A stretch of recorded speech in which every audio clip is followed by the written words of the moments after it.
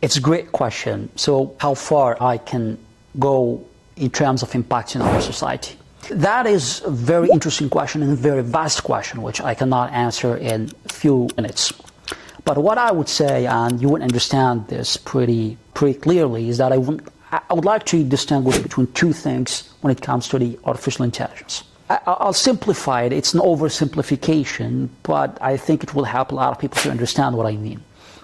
The AI might have or can be clustered or categorized into two big categories. So you have the software part and you have the hardware part, and you will understand what I mean by this. So the software part is that's where there is no physical interaction with the physical world, basically, with the physical environment, which means that you have an interface, something like ChatGPT or Perplexity or Gemini, and then you're having a conversation with that interface. And the whole process, the whole experience is taking place within a closed environment, which is basically, or a virtual environment, which is basically through your laptop, through your phone, through your tablet or iPod, etc. So there is no interaction with the physical world. So the whole experience is virtual, basically. And that's the software part of artificial intelligence. Now, the second part is physical, is hardware. And that has to do with actually taking the first block, which has to do with the software part of the AI, and integrating that, incorporating that into a physical device. And that's basically what we refer to as robots.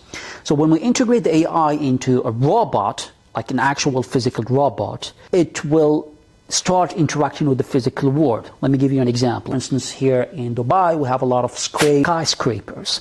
And those skyscrapers, they receive a lot of dust because basically they're facing sea and they are located in the desert. So there's microparticles which are flying all around the place. And you need to actually clean these skyscrapers using autonomous or self-operated, self-driven drones. Those drones, they are robots, but you incorporate in them some sort of artificial intelligence systems which will allow them to be self-operating and go and high in the sky to clean these skyscrapers without the intervention of an actual human being. So now you see what I'm saying. So there's the part which is software and there's the part which is hardware. The hardware has to do with transportation, public transportation, autonomous driving vehicles, flying airplanes autonomously, etc. Those has to do with the physical environment. And then there is the software part of it. That's where we are interacting with the bots, ChatGPT, Perplexity, etc., and managing administrative options and creating content, text, videos, etc.